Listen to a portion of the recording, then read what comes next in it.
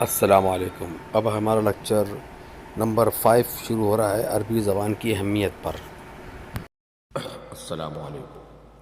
عربی زبان کے نام لغت القرآن یعنی قرآن کی زبان، کیونکہ قرآن مجید اسی زبان میں نازل ہوا ہے۔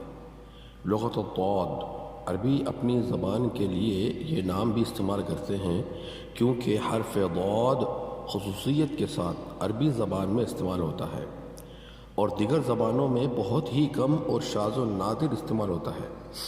اسی سلسلے میں عباسی دور کے مشہور شاعر متنبی کا ایک شعر ہے: وَبِهِمْ فَخْرُ كُلِّ مَنْ نَطَقَ الضَّادَ دَعُودُ الْجَانِي وَغَوْثُ الطَّرِيدِ۔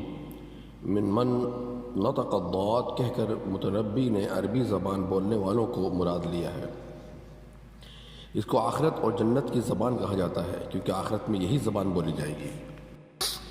زبانوں کا خاندان۔ زبانوں کو نوح علیہ السلام کے 3 بیٹے حام، سام اور یافس کی اولاد کے اعتبار سے خاندانوں میں تقسیم کیا جاتا ہے۔ سام کی اولاد جزیرہ عرب میں آباد ہوئی، حام کی نسل سے افریقہ کے لوگ ہیں، جبکہ اہل یورپ یافس کی نسل سے ہے۔ عربی زبان کا تعلق سامی زبانوں کے خاندان سے ہے جو افریقی اور ایشیائی زبانوں پر مشتمل ہے۔ ان زبانوں میں سے کچھ باقی ہیں اور کچھ عہد پارینہ کا حصہ بن چکی ہیں۔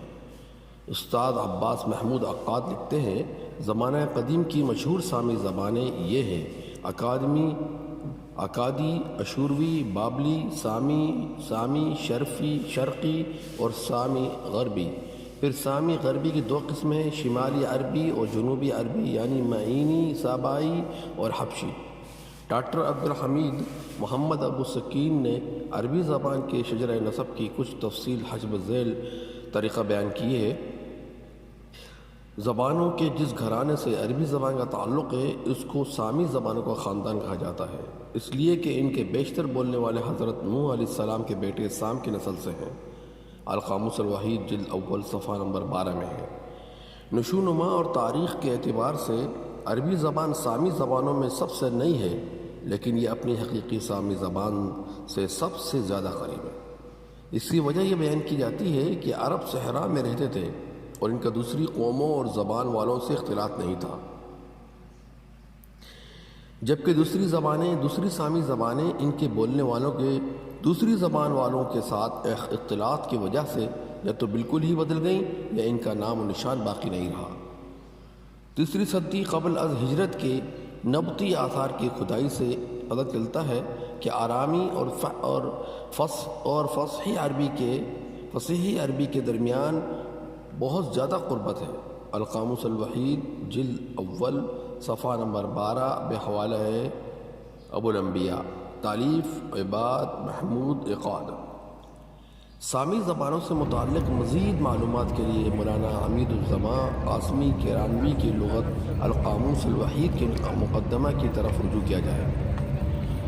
سامی زبانوں میں عربی سے سب سے زیادہ قریب زبانیں آرامی، عبرانی اور کنعانی ہیں۔ اسی وجہ سے ماہرین لغت عربی زبان کو عربی مغربی سامی زبانوں میں وسطی سامی زبانوں کے مجموعے میں رکھتے ہیں۔ ویکیپیڈیا۔ اس انسائکلوپیڈیا موضوع عربی زبان۔ اب ہے عربی زبان کی تاریخ۔ عربی زبان کی ابتدا۔ عربی زبان کی اصل کے سلسلے میں مختلف آراء ہیں۔ ایک رائے یہ ہے کہ یعرب نامی شخص نے سب سے پہلے عربی زبان بولی، اس وجہ سے اس کے نام پر عربی زبان کا نام رکھا گیا۔ دوسری رائے یہ ہے کہ حضرت اسماعیل علیہ السلام نے سب سے پہلے عربی زبان استعمال کی۔ حدیث نبوی میں ہے کہ اللہ کے نبی اسماعیل ابن ابراہیم علیہ السلام کی زبان پر سب سے پہلے فصیح عربی زبان جاری ہوئی اور اسی وقت وہ اپنے والد کی زبان بھول گئے۔ اس وقت ان کی عمر 14 سال کی تھی۔ بعض لوگوں کا کہنا ہے کہ عربی جنت میں حضرت آدم علیہ السلام کی زبان تھی۔ اس نظریے کی اصل وہ حدیث ہے جس میں آپ صلی اللہ علیہ وسلم کا یہ ارشاد نقل کیا گیا ہے کہ 3 وجوہات کی بنا پر عربوں سے محبت کرو: کیونکہ میں عربی ہوں، قرآن عربی میں ہے اور جنت والوں کی زبان عربی ہوگی۔ اس روایت کو عمومی طور پر محدثین نے ضعیف کہا ہے اور البانی نے موضوع کہا ہے۔ البتہ ان تینوں دعووں پر کوئی بھی علمی یا صحیح حدیث میں دلیل نہیں ہے۔ اس موضوع پر علمی تحقیقات کے نتیجے میں سامنے آنے والی رائے ہے کہ علمی طریقہ تحقیق، علوم لسانیات کی تحقیقات، آثار قدیمہ کی تحقیقات اور تاریخ پر نظر دوڑائی جائے تو زیادہ سے زیادہ یہ بات کہی جا سکتی ہے کہ عربی زبان اپنی سبھی مشہور بولیوں کے ساتھ ان بولیوں کے مجموعہ اور خاندان سے نکلی ہوئی ہے، جن کو قدیم شمالی جزیرہ عرب کی بولیوں کو کہا جاتا ہے۔ البتہ جنوبی جزیرہ عرب یا آج کے اعتبار سے یمن اور عمان کے بعض حصوں کی زبانیں شمالی عرب کی زبان سے مختلف ہے۔ شمال ہی سے عربی زبان وجود میں آئی ہے۔ ان دو قسم کے بولیوں میں اشتراک صرف اس حیثیت سے ہے کہ یہ سامی زبانوں کے خاندان سے تعلق رکھتی ہے۔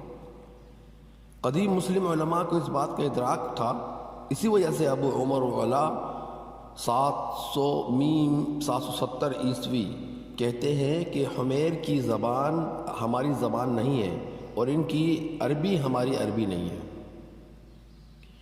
آثار قدیمہ کے ماہرین نے اب تک منظر عام پر آنے والے قدیم شمالی عربی نقوش و آثار کو 4 قسموں میں تقسیم کیا ہے۔ ایک حسانیہ، اس کی نسبت الاحساء کی طرف ہے۔ نمبر 2 صفانیہ، نمبر 3 دیدانیہ، نمبر 4 سمودیہ۔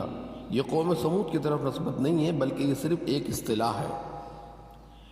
ان تمام نقوش میں جو خط استعمال کیا گیا ہے یہ وہی خط ہے جس میں جنوبی جزیرہ العرب کی زبانیں تحریر کی جاتی ہیں۔ ان نقوش میں سب سے قدیم نقش تاریخ میلاد سے صرف چند صدیوں پہلے کا ہے۔ عربی زبان میں اب تک کی تحقیقات اور کھدائیوں کے نتیجے میں ملنے والے آثار میں سب سے قدیم عجل بن حفہم کا نقش ہے، جو سعودی عرب کے شہر سلیل کے قریب فاد گاؤں میں ملا ہے۔ اس میں خط مستند استعمال کیا گیا ہے اور یہ 1 صدی قبل میلاد کا ہے۔ دوسرا نقش عین عبادات کا ہے جو صحرائے نقب میں ہے۔ اس کی تاریخ پہلی یہ دوسری صدی عیسوی ہے۔ یہ نبطی خط میں ہے۔ عربی زبان کے نقوش میں سب سے مشہور نقش نمارہ ہے جو شام کے صحرا میں دستیاب ہوا ہے۔ اس نقش پر 328 عیسوی کی تاریخ درج ہے اور یہ نبطی خط میں ہے جو موجودہ عربی خط سے قریب ہے۔ یہ نقش ایک قبر پر ہے جو حیرا کے بادشاہ امراء-القیس بن عمرو کی ہے۔ اس میں لکھا ہوا ہے کہ یہ عربوں کا بادشاہ ہے۔ لفظ عرب کا سب سے پہلے استعمال۔ لفظ عرب کب وجود میں آیا اس کی مکمل تحقیق نہیں ہے۔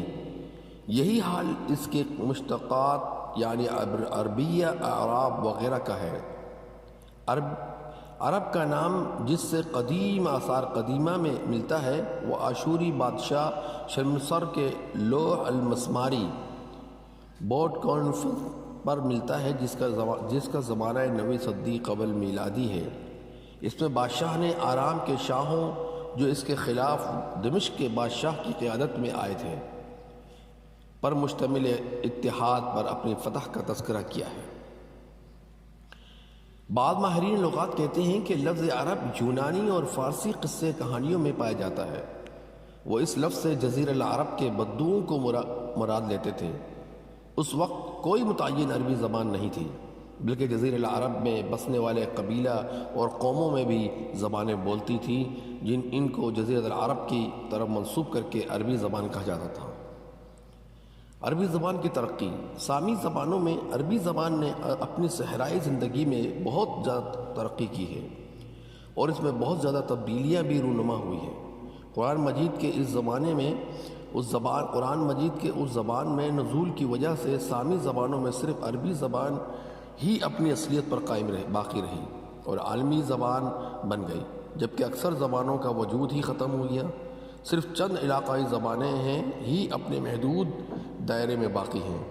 مثلا عبرانی اور ایتھوپیا کی زبان یعنی حبشی زبان آج عربی زبان مادری زبان کی حیثیت سے بولنے والوں کی تعداد 422 ملین ہے، جبکہ دوسری زبان کی حیثیت سے اتنی ہی تعداد میں لوگ عربی بولتے ہیں۔